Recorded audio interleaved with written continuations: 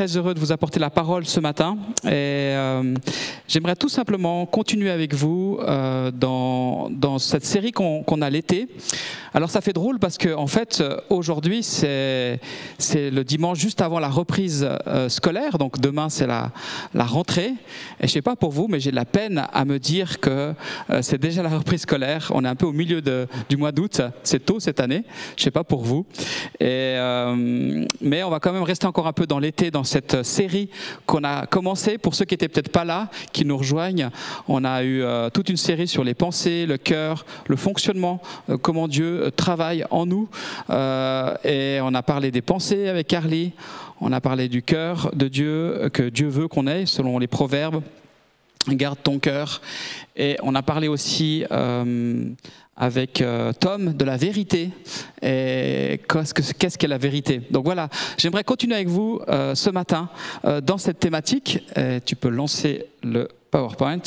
Et j'aimerais parler d'un type de cœur, un cœur particulier qu'on rencontre dans la Bible et qui se manifeste. C'est le cœur du pharisien. Les évangiles parlent particulièrement de ce groupe de pharisiens. Peut-être qu'ils cherchent le PowerPoint. Voilà, c'est ça, exactement. Voilà, le cœur du pharisien, c'est un petit peu ça que j'aimerais m'arrêter avec vous aujourd'hui. Alors c'est vrai qu'on ne parle pas souvent des pharisiens, hein, dimanche matin, c'est pas un type de personnage dans la Bible qui nous intéresse trop. Hein. On préfère Jésus, on préfère d'autres histoires, mais je pense que ça vaut la peine des fois de s'arrêter et de voir qui étaient ces personnes qui ont été quand même pas mal en contestation avec Jésus, qui ont été pas mal en opposition même, les pharisiens, mais aussi les scribes, ceux qui connaissent la loi, l'écriture, qui l'écrivent à l'époque de Jésus, et même parfois aussi les prêtres.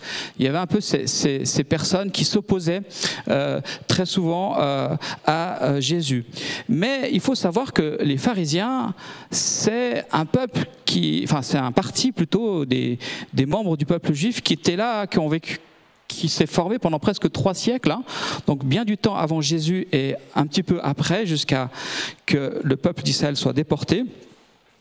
Ce parti pharisien était au cœur de la vie religieuse d'Israël. C'est quand même extraordinaire. Ils étaient vraiment dans cette vie. C'est pour ça que quand Jésus était dans le peuple et qu'il parlait avec les gens, ils étaient au milieu du peuple. Ils étaient vraiment au cœur du peuple et de la vie religieuse. Et Jésus on les connaît souvent par les évangiles où il y a une polémique entre Jésus et les pharisiens. Mais en étudiant un peu l'histoire de la naissance des pharisiens, on est surpris en fait de découvrir aussi un autre aspect moins négatif.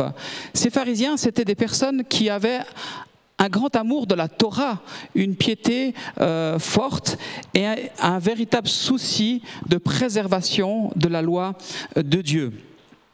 Et la naissance de ce parti, et ça nous permettra de comprendre comment ils pensent, les pharisiens, et de comprendre du coup comment est leur cœur, et de comprendre qu'est-ce que Jésus leur reproche, et de comprendre aussi comment faire attention de ne pas glisser dans cette façon de penser.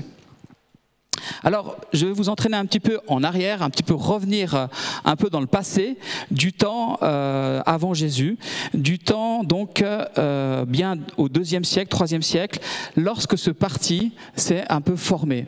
Et ce parti et ces pharisiens se sont formés dans un contexte particulier de cette époque-là. Vous savez qu'Israël a été déporté en Babylonie. Vous êtes d'accord? Vous vous rappelez tous cette période où le peuple est allé en exil parce qu'il y a un grand empire, l'empire babylonien, qui avait pris le pouvoir. Et il y a eu le retour d'Israël sur sa terre, mais à ce moment-là, dans ce qu'on appelle la période intertestamentaire, entre l'Ancien et le Nouveau, Israël ne va plus jamais retrouver son indépendance politique et religieuse totale. Elle va être toujours soumise à des empires et des puissances. Il y a eu l'empire babylonien, il y a eu l'empire perse, l'empire grec et l'empire romain qu'on connaît plus du temps de Jésus. Et dans la période grecque, particulièrement, il s'est passé quelque chose d'important qui a amené la naissance des pharisiens. Et vous verrez que les pharisiens ont joué un rôle important et super. Il y avait vraiment un bon désir au départ. Alors, dans cette période grecque, il y a ce qu'on appelle, à un moment donné, l'hellénisation de tout le monde oriental. Vous savez que Alexandre le Grand a conquis le monde oriental très rapidement et il a mis en place la culture grecque, une structure vraiment pour apprendre la philosophie, pour aussi les structures étatiques. Il a mis en place beaucoup de choses et la culture grecque a commencé à remplir le monde oriental et aussi Israël. Et ça a bien cohabité pendant un moment, mais à un moment donné, il y a eu un roi grec qui faisait partie de la dynastie des Séleucides, ceux qui veulent un peu creuser la question, un roi qui s'appelait Antiochus Épiphane. Ne me demandez pas pourquoi, il s'appelle comme ça, Antiochus Épiphane, pour ceux qui l'entendent peut-être pour la première fois. Et lui, il a voulu aller plus loin encore que ses prédécesseurs, et il a voulu imposer la culture grecque à Israël, et à la place finalement de la religion juive. Et ça, donc Antiochus a vécu entre 215 et 164 avant Jésus-Christ, et du coup il a commencé à forcer, à amener l'humanisme, la philosophie grecque pour remplacer la foi en le vrai Dieu.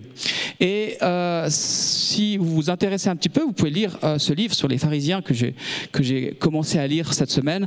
Et voilà ce qui est dit par rapport à cette culture grecque, cette hellénisation. Hélène, c'est grec, ça veut dire le grec. Et voilà, on va lire ensemble à la page 52 de ce livre. Il est dit que cependant, un trait commun qui dépasse toutes les disparités, c'est l'humanisme. La pensée grecque a mis l'homme au centre de ses préoccupations. Les dieux ne sont pas absents, voilà, mais ils sont juste tolérés. Mais la philosophie recherche la recette de l'épanouissement humain dans un judicieux exercice de raison, dans la juste connaissance de soi ou encore dans un habile dosage de plaisir. Cependant, toujours au cœur de la solution, comme au cœur de la recherche, c'est l'homme, l'homme et l'homme.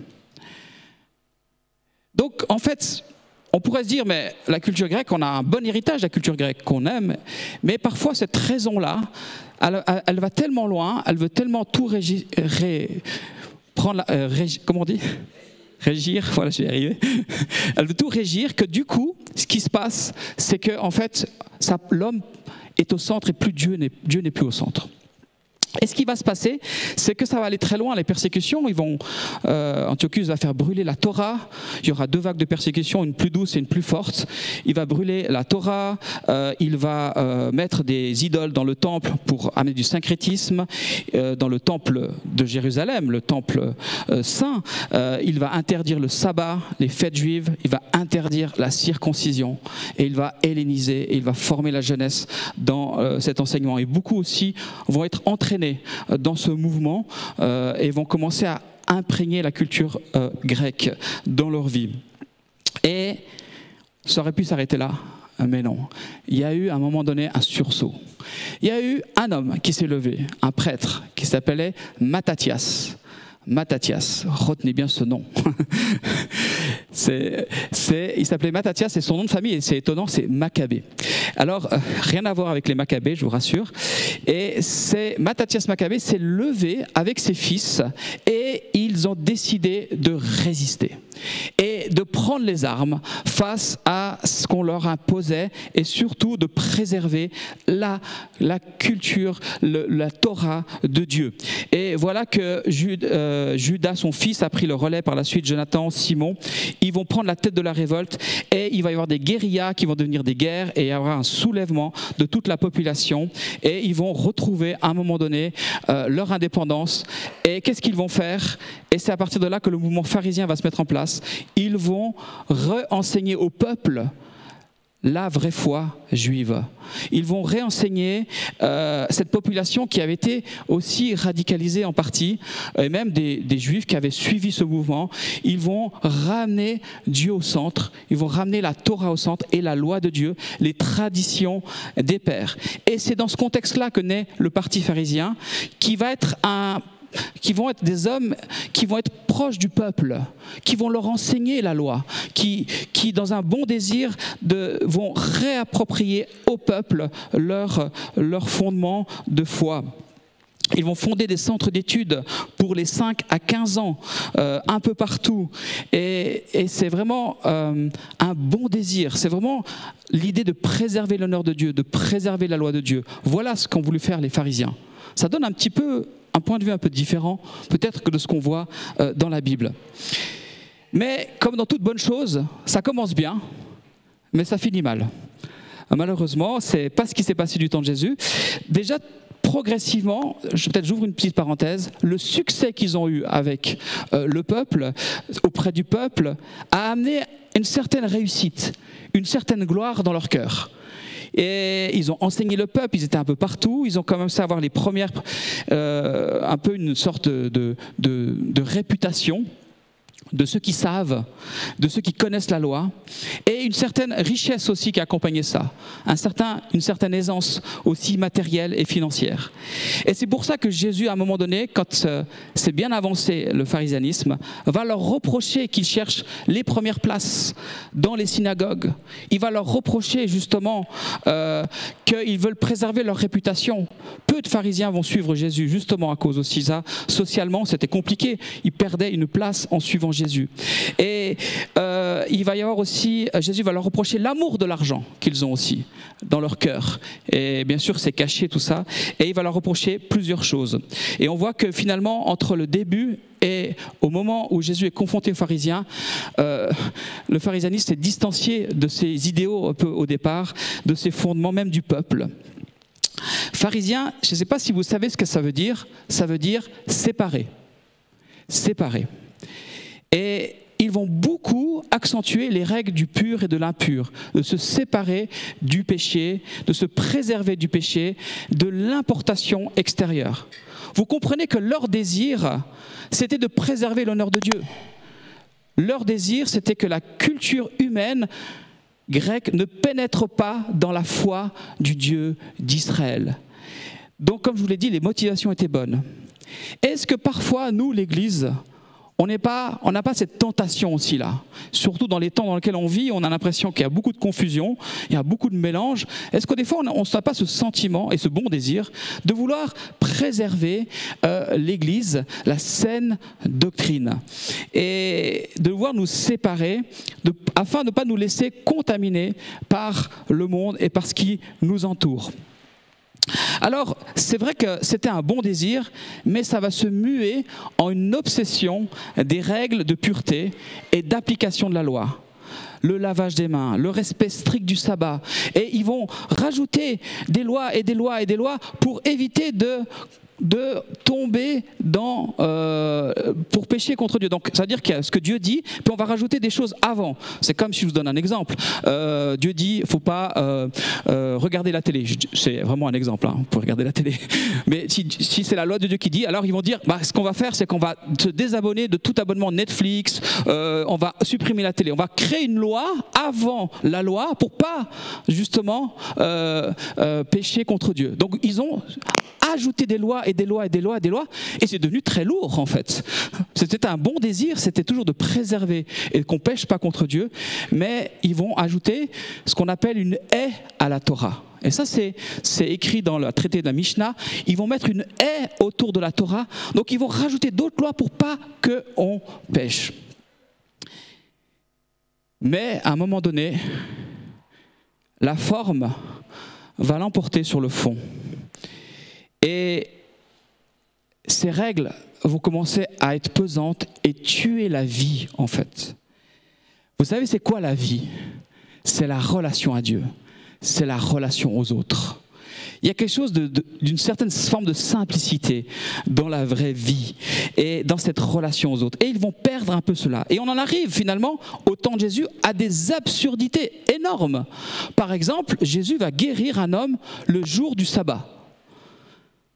Et c'est incroyable de dire qu'un homme qui était peut-être handicapé, qui avait peut-être perdu son travail à cause de cet handicap, est guéri, au lieu de se réjouir, qu'est-ce qui se passe? Ils se mettent en colère parce que c'est le jour du sabbat.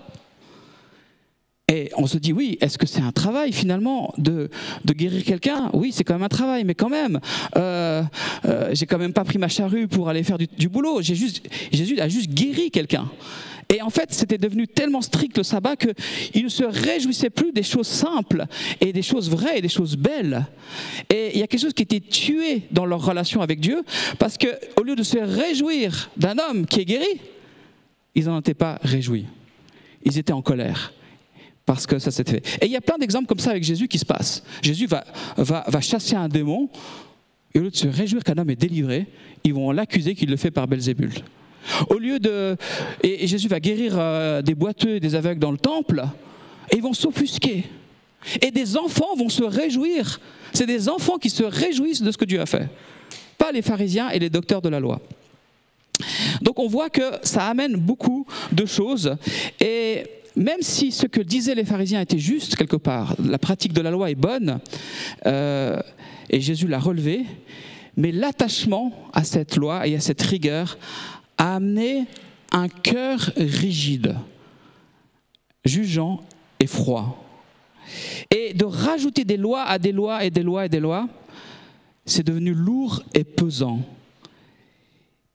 Parce que tout doit être régi par la loi de Dieu. Tout, mon quotidien, quand je me lève, qui je rencontre, qu'est-ce que je fais. Et ils ne vont plus s'attacher à la loi, ils vont plus s'attacher à la loi et à ses développements et aux traditions des pères qu'à l'esprit de la loi. Et surtout, tout ce qu'ils font ne change pas leur cœur. Tout ce qu'ils ont fait n'a pas changé leur cœur. C'est ça en fait, ce que Jésus fait. Jésus ramène toujours les choses au cœur et à la source. Et dans sa contestation avec les pharisiens, il n'est pas en train de discuter sur la loi, mais il ramène toujours au cœur. Et c'est ce que Jésus fait. Quand les pharisiens reprochent à Jésus que ses disciples qui sont venus manger à table ne se sont pas lavé les mains, donc ils n'ont pas, c'est pas se laver les mains comme aujourd'hui parce qu'il fait chaud, c'est parce qu'il y a tout un rituel juif du lavage des mains, ce qu'on appelle les lavages rituels, parce que laver ses mains c'est un signe de se purifier, laver les plats aussi, donc il y avait toute une structure judaïque de la loi, et les disciples ne le font pas, ils mangent sans se laver les mains, et ils vont dire à Jésus, mais les mains de tes disciples sont impures. Et Jésus, qu'est-ce qu'il fait? Il n'est pas en train de discuter. Oui, mais ça, ce n'est pas la loi qui était au départ, vous avez rajouté. Il ne rentre pas dans le débat sur la loi. Qu'est-ce que Jésus va dire? Il va dire, mais il va renvoyer au cœur. Il va dire, ce n'est pas parce qu'ils sont lavés les mains qu'ils sont devenus impurs, comme ça venait de l'extérieur. Mais ce qui rend impur l'homme, c'est son cœur. C'est de là que viennent les mauvaises pensées, que les pensées de vol, de meurtre, de tromperie et d'amour de l'argent. Ainsi, le discours de Jésus va déranger profondément les pharisiens. Parce que Jésus rend directement en connexion de cœur à cœur avec nos émotions, avec nos pensées, avec nos choix et nos motivations profondes. Et la différence finalement entre le cœur du pharisien et le cœur d'autres personnes que Jésus a rencontrées, la différence fondamentale, c'est que le pharisien n'est pas conscient du péché qui est dans son cœur. Il est tellement préoccupé, et on le sait par sa construction, par ce qui vient de l'extérieur. L'oppresseur, c'est le grec, c'est la culture grecque, l'oppresseur, enfin, etc. C'est beaucoup d'autres choses, pas que ça. Il n'est pas conscient de son propre péché. Et pire que ça, il est pécheur, il est orgueilleux, ami de l'argent et beaucoup de choses, et même adultère, mais il le cache. Il met un vernis juif, ou un vernis, on pourrait dire chrétien en 2025, sur son péché. Et la différence avec d'autres types de catégories de la population que Jésus rencontre, il va rencontrer par exemple Jésus des prostituées et des péagers. Et alors, prostituée, c'était bien sûr pas vu dans le contexte juif de l'époque, mais péagers, on se demande pourquoi. Les péagers aussi étaient socialement mal vus aussi dans la société juive, parce que les péagers, c'était une catégorie de population qui travaillait avec l'Empire romain. Donc c'était des traîtres un peu. Donc ils collaboraient, c'était des collabos. Donc ils étaient mal vus. Et ces types de populations qu'il a rencontrés, souvent, ils ont ouvert leur cœur à Jésus. Leur vie a changé parce qu'ils étaient déjà dans une situation socialement difficile, rejetés aussi. Donc, ils étaient plus conscients de leur situation et plus conscients du besoin de rédemption dans leur cœur. Et ils étaient conscients que leur cœur était pécheur. Et malheureusement, les pharisiens ne l'étaient pas. Pourquoi ? Parce qu'ils n'étaient pas assez authentiques. Et ils se pensaient mieux que les autres. C'est l'orgueil. On se pensait mieux parce qu'on sait. Je suis frappé des fois de voir des témoignages de personnes qui sont touchées par Dieu, alors qu'ils ont fait une prière des fois toute simple. Quand je rencontre des personnes, quand on écoute des témoignages de personnes qui ont fait une prière toute simple, mais parce qu'elle était authentique, sincère, et que le cœur était repentant, eh bien, Dieu répondait puissamment et rapidement. Lorsque je me rappelle aussi d'un mouvement de réveil qui avait eu lieu, je ne sais pas si vous connaissez Clément Le Cossec, pour les plus anciens au milieu de nous. Peut-être ça éveille quelques souvenirs. Ça a été un évangéliste, et même après un apôtre, parce qu'il a écrit vraiment beaucoup de choses, parmi les gens du voyage. Et mon père l'avait rencontré, et puis c'était un homme simple, d'un grand amour, et il avait vraiment reçu tout simplement une vocation pour ces gens du voyage. Et faut vous dire que je parle des années 60, 70, donc ça remonte. À cette époque-là, les gens du voyage, et encore aujourd'hui, étaient très mal vus dans la société. Parce que voilà, on le voit en Suisse, on le voit dans bien des situations. Ces gens du voyage étaient vus comme des voleurs, des gens qui sont sales, qui sont compliqués, qui viennent là, qui s'installent. Et déjà, socialement, cette catégorie de la population était mal vue, en fait. Et l'évangile a pénétré comme jamais dans cette population. Quand on écoute les témoignages de Clément Le Cossec, c'est fou comment ils ont accueilli l'amour de Jésus, parce que leur cœur était prêt. Dans leur situation, dans ce qu'ils vivaient, ils étaient prêts à entendre l'évangile. Leur cœur était ouvert à recevoir l'amour de Dieu. Mais les pharisiens se pensaient mieux que les autres. Ils étaient orgueilleux et ils avaient un certain prestige auprès du peuple, une réputation à préserver. Les pharisiens et le cœur pharisien, c'est le cœur qui dit « je sais ». Oui, je sais. Oui, ça fait 40 ans que je suis chrétien, je sais. Je sais tout ça. Tu ne vas pas m'apprendre quelque chose. J'ai tout vécu. Moi, j'ai vécu les réveils, j'ai vécu les temps difficiles, j'ai tout vécu, je sais. Ça, c'est le cœur pharisien, c'est « je sais ». Et ils avaient aussi un certain train de vie, les pharisiens, une certaine prospérité. Et du coup, ils enseignent les standards de Dieu, mais ne les vivent pas. Ça, c'est compliqué quand même. Quand vous enseignez les standards de Dieu, vous enseignez la loi de Dieu, mais vous ne la mettez pas en pratique. Et Jésus va appeler plusieurs fois les pharisiens par ce terme hypocrite. Plusieurs fois. Vous savez que dans Matthieu, il y a un chapitre entier qui est consacré aux pharisiens. Lisez-le, Matthieu 23. Vous allez voir, vous dites « j'ai pas envie d'être un pharisien ». Parce qu'il faut voir comment Jésus parle. C'est d'une violence, ce qu'il dit aux pharisiens, que si vous n'allez pas très bien ce jour-là, ne lisez pas ce chapitre. Lisez-le un autre jour. Et on voit qu'il va leur dire hypocrite plusieurs fois dans Matthieu et dans différents moments. Et en grec, ce mot, bien sûr, c'est quelque chose. L'hypocrite, c'est celui qui montre un faux visage. Mais le mot en grec, en fait, a une autre notion qui était utilisée dans la langue grecque pour dire comédien. Un hypocritos, ça peut être un comédien ou un acteur de théâtre. Alors, je ne sais pas s'ils étaient conscients ou plus ou moins conscients, les pharisiens, qu'ils étaient des comédiens, des acteurs, mais en tout cas, ça va bien avec ce qu'ils font. Ils disent, mais ils ne font pas. Ils disent, mais ils ne mettent pas en pratique. C'est ça l'hypocrisie. Jésus dit de les suivre, de suivre ce qu'il dit, mais de ne pas imiter ce qu'ils font. Voilà ce que Jésus dit quand même à propos des scribes et des pharisiens. Il va dire qu'ils sont assis dans la chair de Moïse. Faites donc et observez tout ce qu'ils vous disent, mais n'agissez pas selon leurs œuvres, car ils disent et ne font pas. Dans Matthieu, c'est le fameux passage Matthieu 23.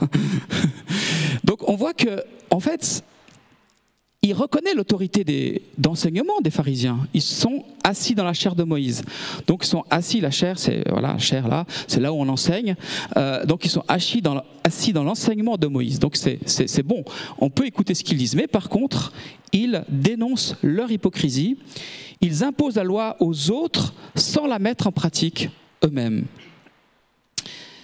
Dimanche passé, Tom a parlé de la vérité et nous a dit que la vérité avait quelque chose à voir avec la réalité. Je ne sais pas si vous vous rappelez de cela, il a dit beaucoup de choses, mais j'ai trouvé intéressant cette notion qu'il n'y ait pas trop un décalage entre ce qu'on dit et la réalité en fait. C'est ça qui est intéressant, parce qu'en fait on peut dire ce qu'on veut, mais ce n'est pas en lien avec la réalité. Et la vérité, c'est quand la réalité et ce qu'on dit se rejoignent. Quand il y a quelque chose qui est quelque part réel, ça renforce la notion de vérité. Et c'est intéressant parce qu'en hébreu, le mot vérité, émet, la racine verbale, la notion, c'est quelque chose qui a de la substance. La vérité, dans le sens hébraïque, c'est quelque chose qui a de la substance, qui est digne de confiance. Digne de confiance, et il y a aussi une notion de stabilité. Quelque chose qui est vrai, c'est ça. C'est intéressant, du coup, de se dire que, justement, ce n'est pas une parole en l'air, mais il y a quelque chose qui a de la consistance. Quand je dis, je le fais. Et c'est bien ce qui arrive aux pharisiens, c'est qu'ils disent et ne font pas. Donc, leur vérité n'est plus la vérité, quelque part. Elle est en partiel. La vérité totale, c'est de mettre en pratique. Et c'est pour ça que Jésus va même les appeler conducteurs aveugles. Conducteurs aveugles, c'est grave comme accusation. Ils conduisent les autres, mais ils sont aveugles sur eux-mêmes et sur ce qu'ils font. Et si Jésus n'était pas venu, il n'aurait pas mis en lumière leur cœur. Si Jésus n'était pas venu sur terre, ils auraient continué leur petite vie. Tout va bien dans le meilleur des mondes. Malheureusement pour eux, et pas tous, on ne va pas tout mettre les pharisiens dans le même sac, mais malheureusement pour eux, Jésus est venu. Et Jésus, c'est le révélateur. C'est pourquoi il dérangeait l'esprit religieux. Car le cœur du pharisien ne veut pas reconnaître son péché. Il veut le justifier. Comme je vous le disais tout à l'heure, en 2025, on dirait, je mets du vernis du vernis chrétien sur mon péché. Oui, la Bible dit ça, mais il y a des exceptions. Et moi, j'en fais partie, bien entendu. Et tout ce qu'on dit aussi, par exemple, il ne faut pas être légaliste, il ne faut pas suivre, il y a la grâce, on peut faire ce qu'on veut. Non, il y a Dieu, il confronte par sa parole, par Jésus confronte nos cœurs et nous montre ce qu'il ne va pas. Et c'est vrai que le cœur de l'homme ne peut pas changer de lui-même. On ne peut pas changer. Comme je vous l'ai dit, les pharisiens, finalement, disaient des choses, mais n'arrivaient pas à mettre en pratique. N'arrivaient pas à vivre les standards de Dieu. C'est vrai que les standards de Dieu sont quand même élevés, et ce n'est pas évident d'y arriver. Et je pense que c'est pour ça qu'ils n'y arrivaient pas.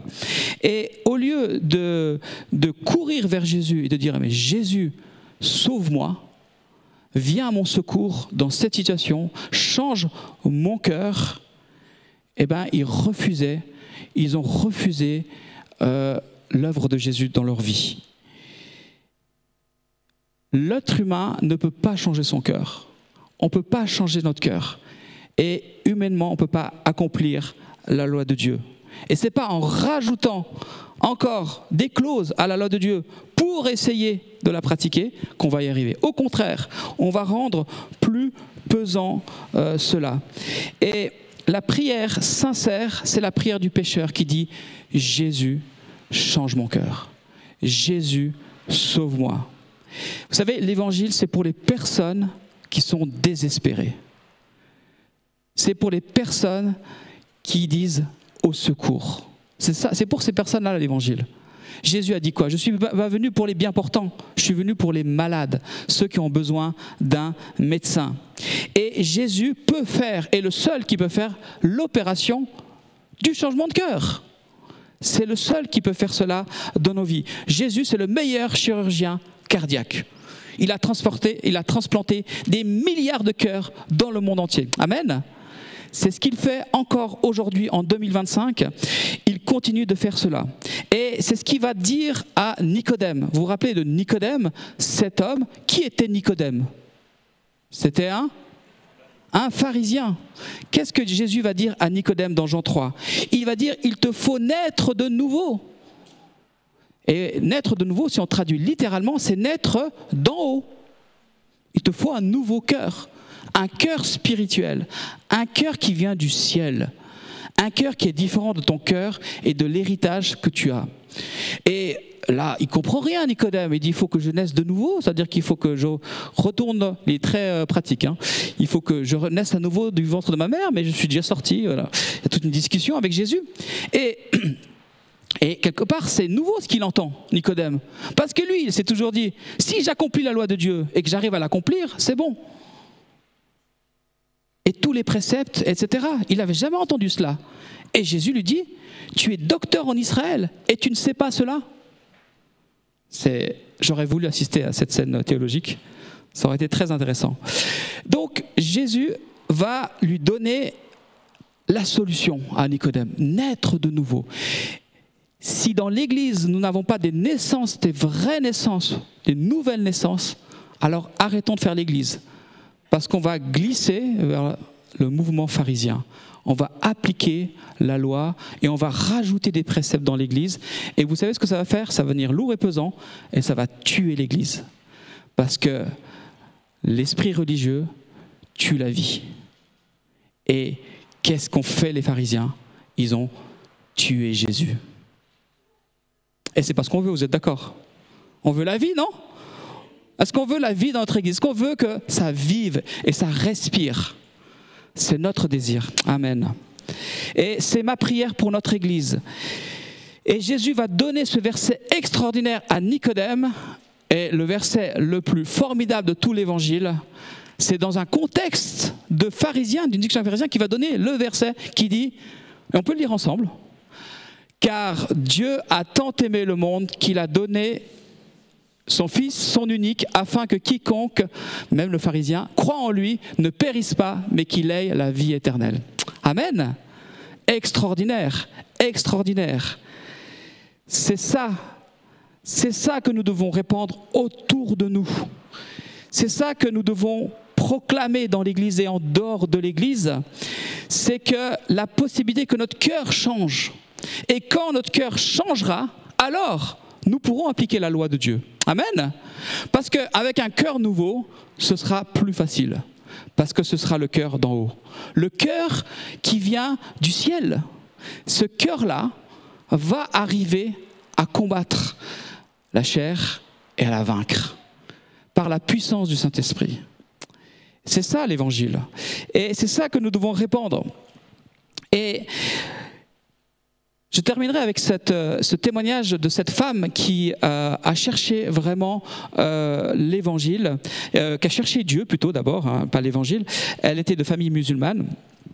Et dans son désir, vraiment, elle avait vraiment une recherche de Dieu. Elle a grandi en France et dans un milieu très religieux, une famille très religieuse. Et voilà qu'elle cherchait vraiment sincèrement Dieu. Alors elle a commencé à lire le Coran. Puis elle voulait aller plus loin. Elle a commencé à lire les hadiths, qui sont les actes de la vie du prophète, etc., tout ce qu'il a fait. Après, elle a commencé à lire les siras, c'est-à-dire les biographies du prophète. Et elle a voulu aller plus loin, plus loin, plus loin. Et après, elle s'est rapprochée de mouvements plus salafistes, plus rigoristes, et où finalement, tout le Coran, c'est pareil, c'est comme le judaïsme, tout peut être géré par des lois. Qui tu fréquentes, qu'est-ce que tu fais, comment tu penses. Il y a aussi beaucoup de rites aussi dans l'islam, terriblement lourds. Et voilà qu'elle commence à pratiquer tout ça. Et Dieu qui lui semblait lointain est toujours lointain alors qu'elle pratique tout ça. et qu'elle fait tout ça, et elle voit les sœurs, comme elle appelle, elle se voit tout le temps, et puis elle en parle avec les autres, elle voit que certaines, ça ne la dérange pas, parce que c'est commode, parce que tout est régi par ces lois, ces traits, il y en a énormément, tout ce que tu dois faire, du coup, on ne se pose plus de questions. Et voilà que toutes ces femmes ne se posent pas de questions et vivent ça, et elle se dit, mais c'est pas ça. Dieu est toujours lointain. Pourtant, je fais tout pour m'approcher de lui en faisant, j'essaie de faire sa volonté, j'essaie de suivre les prescriptions. Mais il n'y a pas la vie, il n'y a pas la relation. Et à un moment donné, elle va bifurquer dans le soufisme et de nouveau rien. Et comme par hasard, elle va arriver dans le vrai Jésus. Elle va découvrir Jésus qui il est. Je vous passe les détails, mais elle va entrer dans une nouvelle relation parce que Jésus, c'est le chemin vers le Père. Jésus, c'est le chemin, la vérité et la vie. Et elle va découvrir la vraie vie en Jésus-Christ. Parce que la loi n'amène que le désespoir, elle pointe notre péché et ne donne pas de solution. Elle juge et rend coupable. Et c'est ce que faisaient les pharisiens. Ils jugeaient et rendaient coupables, mais n'apportaient pas la solution. Et Jésus pointe aussi notre péché, parce que la loi pointe notre péché. Alléluia, mais lui, il a la capacité de nous changer. Amen. C'est ça l'évangile. On n'est pas en train de descendre les standards de Dieu, mais justement, c'est notre cœur qui change pour entrer dans les standards de Dieu, par la puissance du Saint-Esprit. Et je termine en disant que les pharisiens sont dérangés parce qu'au lieu de se repentir et d'accepter Jésus dans leur vie, ils le refusent. Cet orgueil qui pense qu'ils sont mieux que les autres les empêche de voir, ils sont aveugles, ils n'empêchent de voir que Jésus, c'est Dieu qui leur parle au travers de Jésus. Et ils le rejettent. Alors ils essayent d'abord de le confronter, ils essaient de lui fermer la bouche, ils essaient de lui tendre des pièges, dans des discussions théologiques sans fin. Et qu'est-ce qu'on en a des discussions théologiques avec Dieu, des fois? Qu'est-ce qu'on a? Parce qu'on veut juste justifier notre péché. On discute avec Dieu, on dit oui mais, et machin, et truc, et on palabre, et on parle, et on sait mieux que Dieu. Qu'est-ce que des fois on peut le faire en tant que chrétien, ça? Mais ça n'apporte pas la vie, mes amis. Ça n'apporte pas le changement. Et voilà qu'ils essaient de le confronter, de lui fermer la bouche. Mais Jésus s'en sort toujours. Ah, incroyable. Il avait les meilleures punchlines de l'époque. Il avait les meilleures sorties. Et il confrontait ses adversaires. Et il avait toujours le dernier mot. Comme ma femme d'ailleurs dans notre couple. Non, je rigole. Et il lui reste... Il ne reste plus qu'une solution aux Parisiens. Ils disent, mais on ne peut pas lui fermer la bouche. Donc, ce qu'on va faire, c'est qu'on va le supprimer. Et voilà, parce qu'au moins, il ne parlera plus, ce coup-là. Donc, ils vont vouloir le tuer. Et c'est ce qu'ils vont arriver à faire avec, bien sûr, d'autres. Hein. Il n'y a pas que les pharisiens. Il y a aussi les scribes et les prêtres. Parce qu'il dérange l'esprit religieux, Jésus. Et voilà qu'il est mis à mort. Mais gloire à Dieu! Jésus a vaincu la mort, incroyable, encore un coup de maître de Jésus. Jésus n'est pas retenu par la mort, mais il ressuscite et il est plus fort que la mort. Amen. Il est plus fort que la mort, il est plus fort que ton péché, il est plus fort que tout esprit religieux qui voudrait tuer la vie. Alors, soyons une église qui a un cœur selon Dieu, une église où il y a la joie et la vie, où il y a des naissances, plutôt qu'une église qui a un cœur de pharisien, qui se crispe, qui tue la vie, et au final, une église qui meurt. Et c'est quand notre cœur sera selon le cœur de Dieu, que nous donnerons aussi envie aux non-chrétiens, à ceux qui ne connaissent pas Jésus, de passer du temps avec nous. Parce qu'on aura une odeur de vie, pas une odeur de mort. Et ils auront envie de passer du temps avec nous, d'écouter notre témoignage, parce que la vie, ça attire. La vie de Jésus, ça attire. Il y a des petits insectes dans les câbles. La vie de Jésus attire, et c'est ça que les gens recherchent. C'est ça qu'ils recherchent. Prions. Seigneur, merci pour ta parole qui est la vérité, qui nous rappelle les fondements ce matin. Merci Seigneur de préserver mon cœur, notre cœur ici à chacun, de l'esprit religieux qui justifie le péché. J'ai besoin de toi, nous avons besoin de toi. Seigneur, change mon cœur, change notre cœur, comme on l'a chanté ce matin. Je m'abandonne à toi, je te donne, j'arrête de retenir, j'arrête de vouloir contrôler, j'arrête de vouloir contrôler ma vie chrétienne, par peur de pécher ou par peur parce que j'y arrive pas ou je ne sais pas. Mais je te laisse agir, Saint-Esprit, dans ma vie. J'ouvre mon cœur à ta présence. Que là où la culpabilité, la tristesse, la souffrance et la mort, que ceci soit balayé au nom de Jésus et que tu viennes faire rebattre mon cœur, remettre la joie et la paix. Seigneur, merci pour cette œuvre que seul toi tu peux faire. Saint-Esprit, souffle maintenant, souffle sur nos vies, souffle dans nos situations avec lesquelles on se bat et on n'arrive pas, et qu'on puisse te laisser, Saint-Esprit, faire un miracle. Change mon cœur. Amen.